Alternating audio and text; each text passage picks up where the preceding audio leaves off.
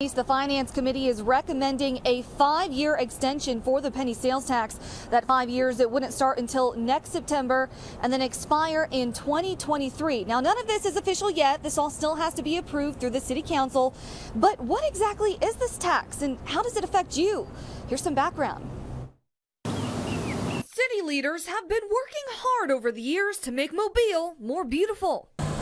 Paving roads, new sidewalks, and park improvements. It's all part of the city's capital improvement plan, which is funded by a 1% sales tax known as the penny tax. Drainage issues. This is a city that has big drainage problems because of the amount of rainfall we get every year. Airport Boulevard, synchronization of the traffic lights issue, which is about a $600,000 or $700,000 project.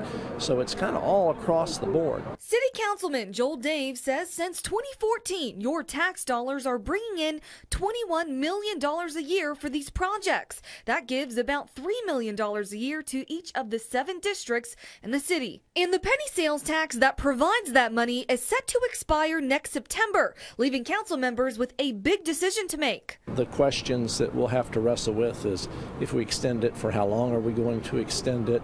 Are we going to put the same conditions on its use that we put last time? The tax was first put in place back in 2011, and the council voted to extend it in 2014.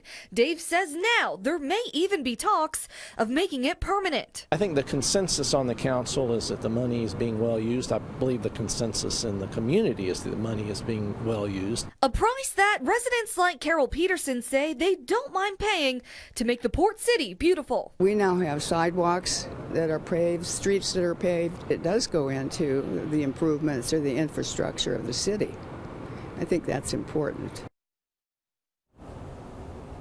Now, of course, not everyone agrees with the penny sales tax. There was a man by the name of Quinn Hillier. He was inside that Finance Committee meeting and he spoke out against it. Here's what he had to say. This tax is very unfair for lower income people because every study shows that the sales tax falls much more heavily on lower income people than other taxes do in terms of percentage of their income. As a matter of fact, in terms of percentage of their income, low income people pay 8 times as much as high income people on the sales tax. That is what is known as a highly regressive tax, and it's not fair.